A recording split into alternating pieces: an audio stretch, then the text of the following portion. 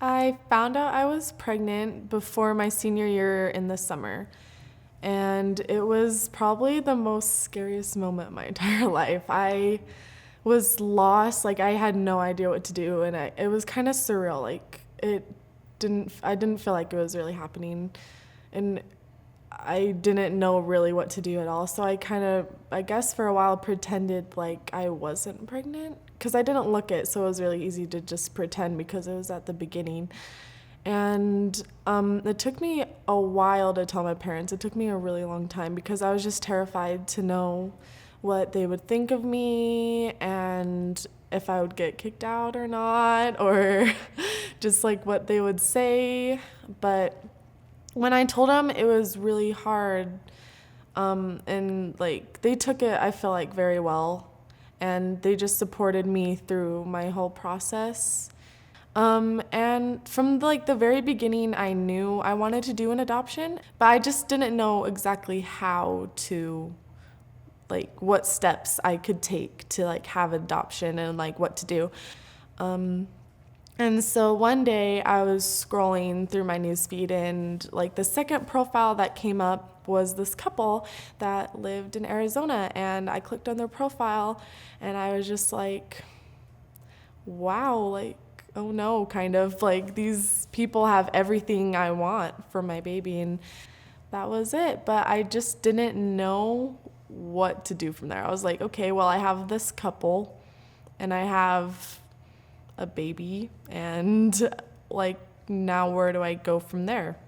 And that's when I found Forever Bound Adoptions. And this man, Steve Sunday from Forever Bound Adoptions, he helped me with any question I had. He helped me with all this information and anything I needed help. So I was very comfortable working with him because I didn't have to go anywhere. I didn't have to go to an office. I didn't have to go out of my way or a very long distance to meet with him. He actually came over to my house, and it was really comfortable because I was in a comfortable environment, and he was so friendly, and I felt like I could talk to him. He was really open, and he laid down everything I needed. Finally, the time came where the baby was coming, and so we went to the hospital.